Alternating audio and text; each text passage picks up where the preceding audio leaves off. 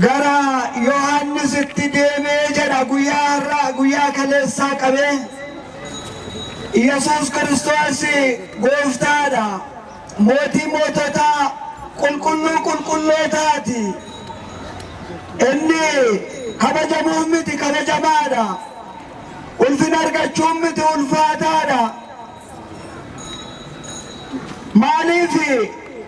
gooftaan gara uumama isaa gara garbicha isaa deeme yoo jennu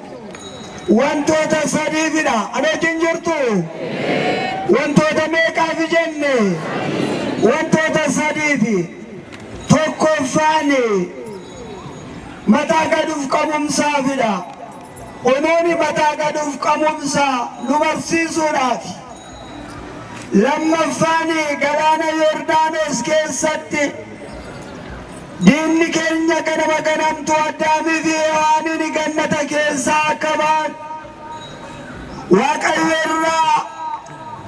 akka addaan ba'an akka wallolan kennaa Waaqayyo isaaniif kenne akka irraa molqamu kan taasisee Addaamii garbicha diiyaabiloos Hewaan Yesuus Kiristoos gara laga Yordaanositti deeme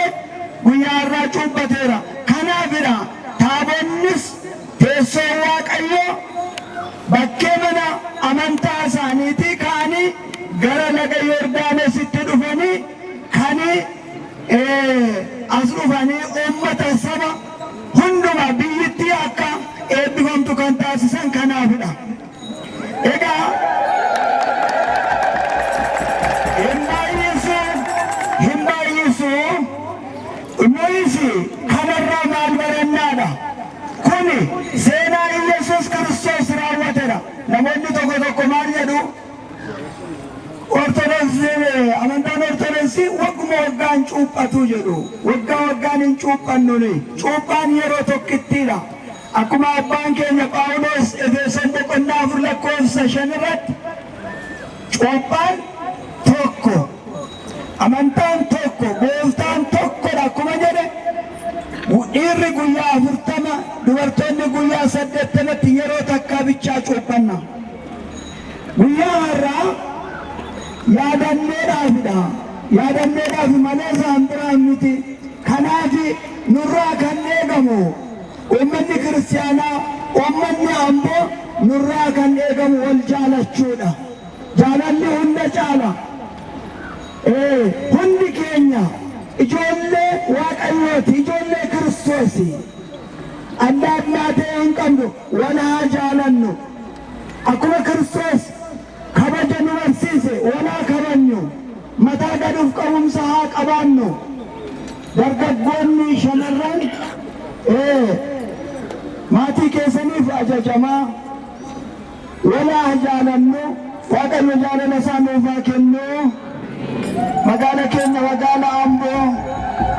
aanaa ishii godina ishii naannoo ishii biyyattii keenya Itoophiyaa bahaa dhiyaatti kaabaa kibbatti nagaa nuuf haa taasisu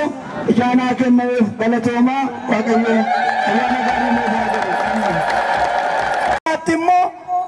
akka dhadhaa baqsee barbadeessuudhaaf xalaa'ee yakkaa keenya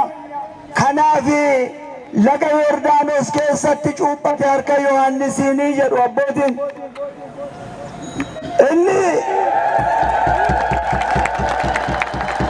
inni sadaffaan jaalalaaf jecha ፍቅር ሳብ ወለወልድ ኃያልን መንበሩ ዋጽኦ እስከ ለሞት akkuma jedha abbaa Hiriyaaqoos ቅዳሴ ማርያም irratti jaalalli Kiristoosin samii samootarraa buusee ejjaa gabaabaa qaama dhibbaa keessa ji'a 9 bultii 5 akka bulu isa taasise fannoo irratti akka gogaa hoolaa akka dhifamu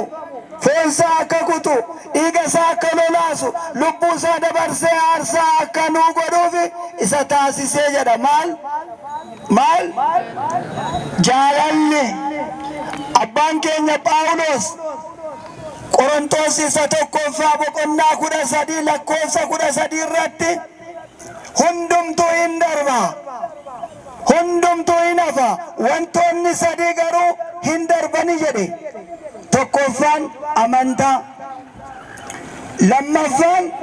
jaalalli, sadaffaanoo maalidha sadaffaan? Abdii. Abdii. Abdii. Isaan kun hin darban akkuma jedhe. Jaalalli hunda caala. Jaalalli eenyudha? Jaalalli Waaqayyoodha. Waaqayyo eenyudha? Jaalaladha. Kanaaf Yesuus Kiristoos guyyaa har'aa wantoota sadii fakkeenya nuu ta'uudhaaf galaana Yordaanos keessa dhaabbatee uumaan harka uumamaatti mataa gad of qabumsaaf jedhee cuuphateera.